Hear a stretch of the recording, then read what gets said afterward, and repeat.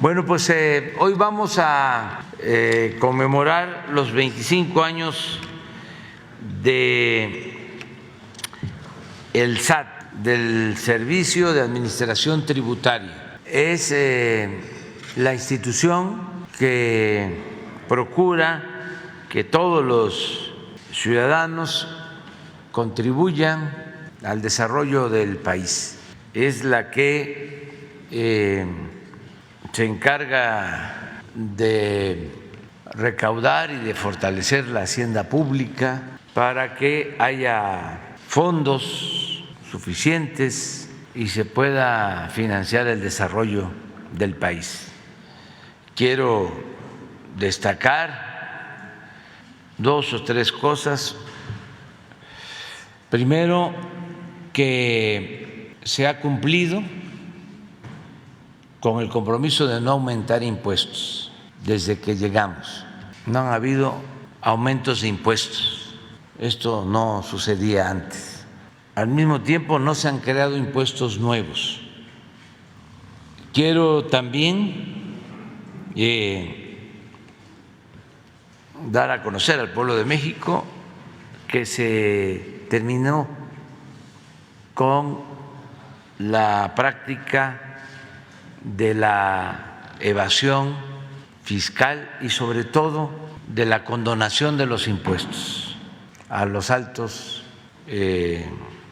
personajes de empresas, bancos, a los potentados que no pagaban impuestos. Ya no hay condonación de impuestos. Lo tercero es que gracias a esas políticas tenemos una hacienda pública sana, fuerte, que nos ha permitido no recurrir a deuda. No hemos tenido un problema de déficit en cuanto a que se gaste más de lo que ingresa. Y esto tiene que ver mucho con el trabajo de servidores públicos ejemplares como la directora del SAT, Raquel Buenrostro, que está aquí con nosotros y va a hacer una exposición, Antonio Martínez Dagnino, que es el administrador general de grandes contribuyentes, Rosalinda López Hernández, administradora general de Auditoría Fiscal Federal, Guadalupe Araceli García Martínez, administradora general jurídica, Luisabel Romero López, administrador general de recaudación, Raúl Zambrano Rangel, administrador general de servicios al contribuyente, Carlos Gerardo Malanche Flores, administrador general de Comunicación y Tecnologías de la Información, que nos acompañan aquí. Y este equipo ha sido clave, porque si no tenemos ingresos, ¿cómo financiamos el desarrollo? ¿Qué hacían antes? Endeudaban al país o aumentaban los impuestos. Ahora, a pesar de la pandemia y de la guerra en Ucrania, tenemos finanzas públicas sanas, tenemos presupuesto para financiar los programas de bienestar en beneficio del pueblo y las obras de infraestructura que se están construyendo. También es muy importante que se sepa que las obras públicas no se están haciendo con deuda ni son concesiones, es decir, no se le cobra otro impuesto a la gente, es presupuesto público, que es dinero de todos. Fue con presupuesto como se financió el aeropuerto Felipe Ángeles, con presupuesto público la refinería y con presupuesto el Tren Maya. las presas, los distritos de riego, el Sembrando Vida, 1.450 millones de dólares, el programa de reforestación más importante del mundo, con presupuesto público, con dinero del pueblo de México. Esto por el trabajo tan eficaz que han hecho las servidoras y los servidores públicos, en este caso del SAT. Como se mencionó hace ratito, el mes de julio son los 25 años del SAT. Y durante estos 25 años la institución ha venido evolucionando y nuestro objetivo con esta cuarta transformación ha sido tener una institución con vocación humana y conciencia social. Nosotros consideramos que la misión de nuestra institución es crear un vínculo entre las contribuciones del pueblo de México y las acciones de gobierno que llevan al bienestar social de todas las mexicanas y los mexicanos. Desde el inicio de esta trayectoria definimos como objetivos principales aumentar la recaudación, bajar la evasión y la elusión fiscal y combatir la corrupción. Y eso es lo que nos ha guiado durante estos años. Es importante destacar qué nos hace diferente a nosotros este SAT de otras administraciones. Quisimos señalar puntualmente en qué consideramos que somos diferentes. Bueno, esta institución parte que la principal virtud de un servidor público debe ser la honestidad. Y en eso nos hemos orientado para fortalecer con esa mística a todos los recursos humanos del SAT. Hemos centrado mucho en erradicar los privilegios del pasado y establecer piso parejo para todos los contribuyentes. Para ello hemos hecho análisis técnicos muy estrictos y una aplicación de la ley, sin discriminación y que todo mundo participe en ello.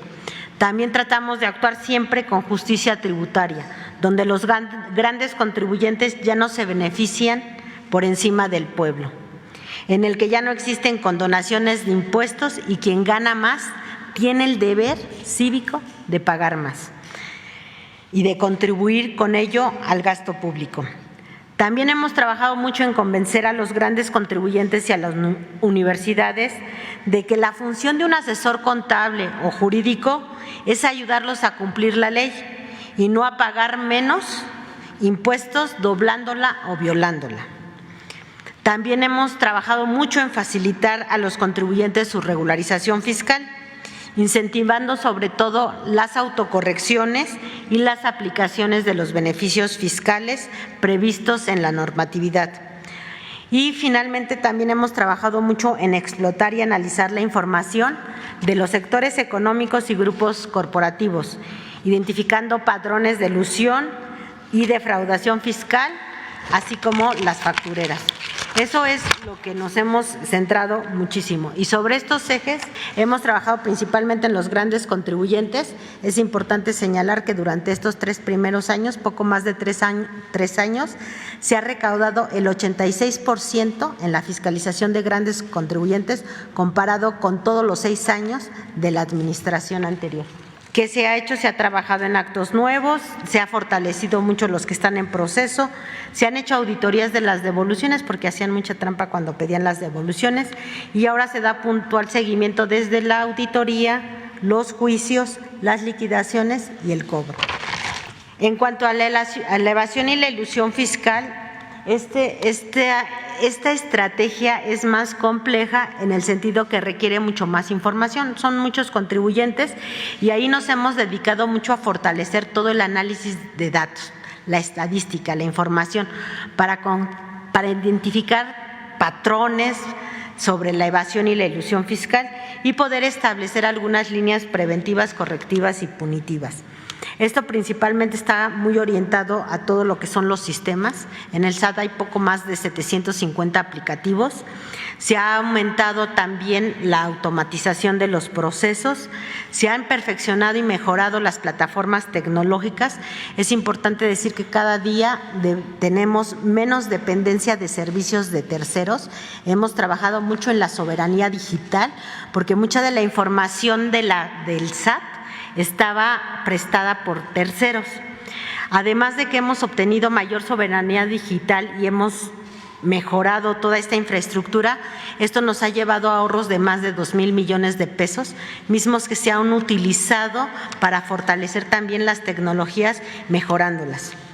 También esto nos ha permitido identificar también algunas estrategias de evasión y de elusión fiscal que nos han llevado a mejorar también las normas fiscales e ir tapando huecos. La otra es que nosotros como institución creemos que no existe y no toleramos la impunidad de ningún acto de corrupción. Y siempre nos vamos tanto sobre el corruptor como el corrompido. Para un acto de corrupción son dos partes y nos vamos sobre las dos partes. Hemos trabajado en que todas las identificaciones de irregularidades y malos comportamientos se denuncien de manera inmediata. Tenemos denuncias tanto a la Fiscalía General de la República de delitos presuntos penales, así como faltas administrativas, presumiblemente ante la función pública. De enero de 2020 a junio de 2022 se han presentado, en caso de presuntos delitos penales, 2,669 denuncias contra servidores públicos, personas físicas y personas físicas relacionadas con personas morales.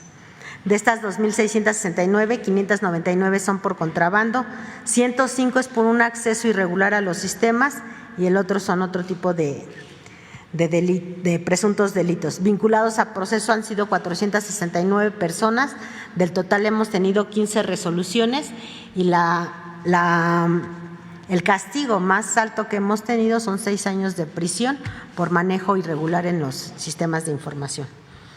En cuanto a servidores que presuntamente tienen faltas administrativas, hemos presentado 229 denuncias que involucran a 335 servidores públicos en 2021 y 97 denuncias en 2022, en lo que va de 2022, que son 150 servidores públicos.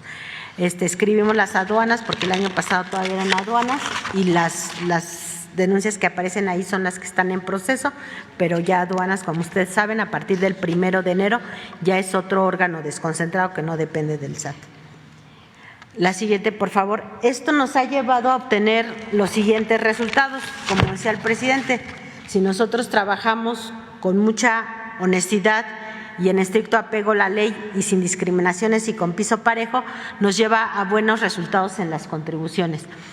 La primera gráfica, la gráfica en barras rojas, representa cifras anuales, la verde son las del primer semestre, todo el periodo de enero-junio, y como observamos es que durante 2021 la recaudación tributaria creció 504,000 millones de pesos, equivalente a 2,8% real en comparación con 2018, que es la administración anterior.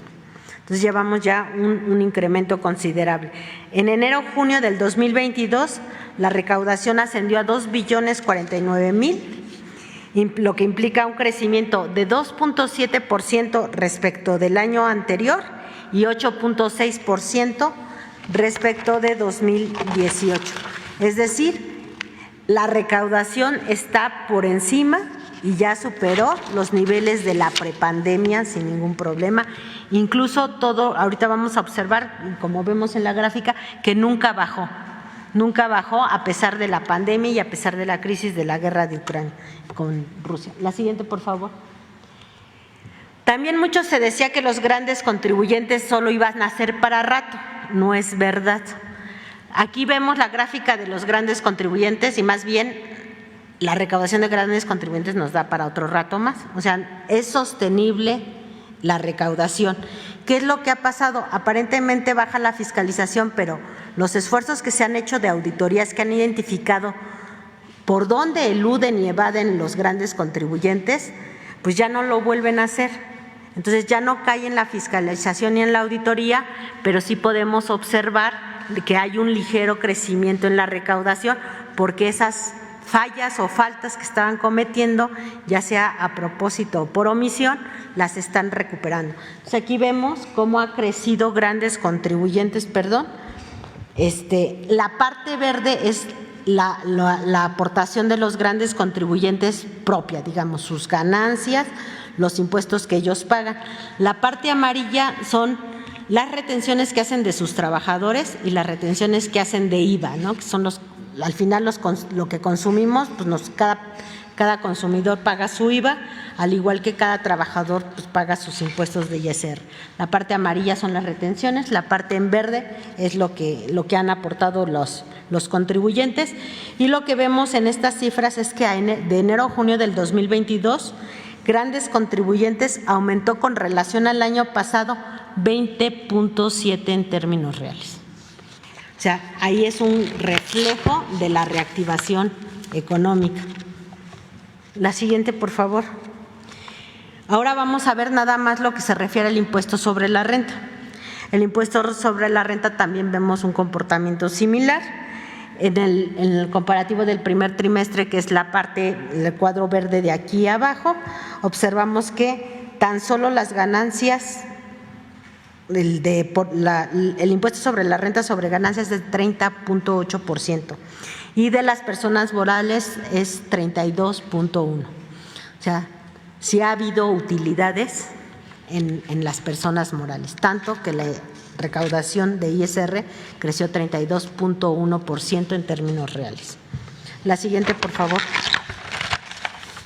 En cuanto al IVA, también observamos que el IVA, le voy a decir, el IVA bruto ha crecido. El IVA es lo que se paga por cada bien o mercancía que nosotros estamos cobrando, pero de acuerdo al Código Fiscal se pueden hacer acreditaciones, ¿no? Por ejemplo, si alguien es un importador, pues descuenta algunos impuestos de IVA, etcétera, ¿no? Entonces tenemos que el impuesto total de lo que nos paga por IVA se puede ver disminuido principalmente por devoluciones o también por compensaciones o regularizaciones de ejercicios anteriores. Aunque el IVA bruto va creciendo, la parte roja, que es el IVA neto, aparentemente es más pequeño en términos reales. Nominalmente ha estado creciendo. Sin embargo, en términos reales nos ha dado, si ustedes han observado las gráficas, unos ligeros, algunos meses, algunas ligeras caídas. Pero esto se debe a que ha incrementado muchísimo la parte comercio exterior, las exportaciones. Todas las exportaciones a tasa cero tienen devoluciones de IVA, entonces entre mayor sean el número de exportaciones, mayor son las devoluciones, y lo que se ha incrementado mucho las devoluciones es principalmente en la industria facturera, y de la industria facturera a la industria automotriz. La siguiente, por favor. Bueno, la mayor actividad económica, esto genera pues mayor número de devoluciones, y si ustedes observan, en el 2018, aquí está, en el 2018, se ve como sumida la gráfica. No tiene la misma tendencia de todo lo demás. Eso se debe a que en el cierre de la administración anterior, para contrarrestar el déficit con que iban a cerrar las finanzas públicas, lo que hicieron fue parar las devoluciones. Pararon las devoluciones y entonces eso generó un incremento artificial de los ingresos. Y la verdad, nosotros hemos tenido que estar amortizando ese déficit. Nosotros estimamos que fueron alrededor de 80-90 mil millones de pesos los que se patearon y fueron los que no se devolvieron en ese año y que nosotros hemos tratado de ir devolviendo con mayor celeridad a pesar de la pandemia y a pesar de toda la crisis. Y aún así, que las devoluciones están creciendo, los impuestos netos están también creciendo. La siguiente, por favor. Esto es al primer semestre, al primer semestre se ve un gran incremento, y esto, sobre todo la parte gris, es el apoyo que se ha estado dando para estímulo a los combustibles como mecanismo de ajuste de precios para abatir la inflación. Eso es lo que ha crecido la parte de las devoluciones. La siguiente, por favor. Además, también se ha trabajado y se ha esforzado en generar un régimen más simplificado para la gente. Queremos dar facilidades, sobre todo a la gente que no tiene todos los recursos para tener capacidades técnicas y administrativas de contar con contadores o despachos, que sea más sencillo el pago de impuestos. Entonces, desde el año pasado se hizo el régimen simplificado, donde se consideran a los contribuyentes con menos de 3.5, están varios intervalos. El primero es hasta los 300,000 pesos al año, el último está a los 3.5, y donde se les disminuyó la tasa de impuestos sobre la renta, donde la tasa de la renta en lugar de andar en el veintitantos %, pasa al 1% y máximo 2.5%. Es importante decir que adicionalmente aquí el sector primario tiene algunos beneficios donde no paga impuestos sobre la renta. Y en el caso de las personas morales, lo que se hizo fue aumentar la deducción de las inversiones también para motivar la reactivación. Se les dieron mayores tasas anuales y se hizo mayores deducciones para que pudieran pagar menos impuestos. La siguiente, por favor. Aquí tenemos algunos ejemplos. Por ejemplo, si una persona moral invertía en mobiliario y equipo de oficina, podría nada más deducir el 10% durante 10 años.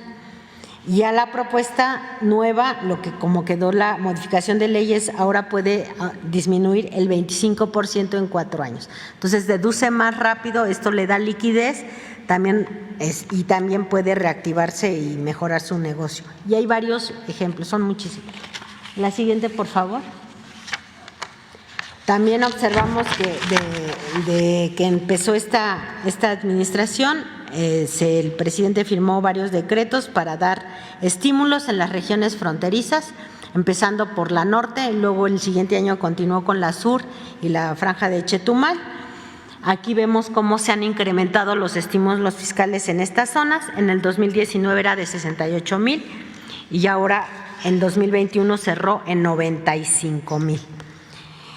Ese incremento también en los estímulos está siendo completamente absorbido por el incremento de la recaudación. La siguiente, por favor.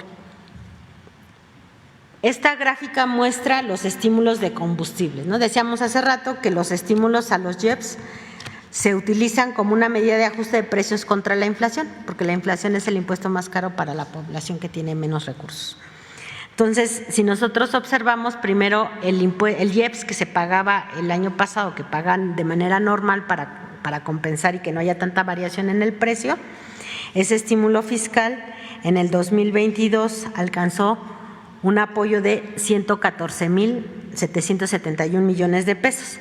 Y el complementario que entró a finales de marzo a la fecha ya va 44,000 millones de pesos. Este incremento, pues nosotros esperamos que el siguiente mes sea mucho más alto. El total de los apoyos para combatir la inflación es de 159,000 millones de pesos. Es decir, los esfuerzos de este gobierno para evitar que la gente tenga una inflación en su canasta básica es de 160,000 millones de pesos.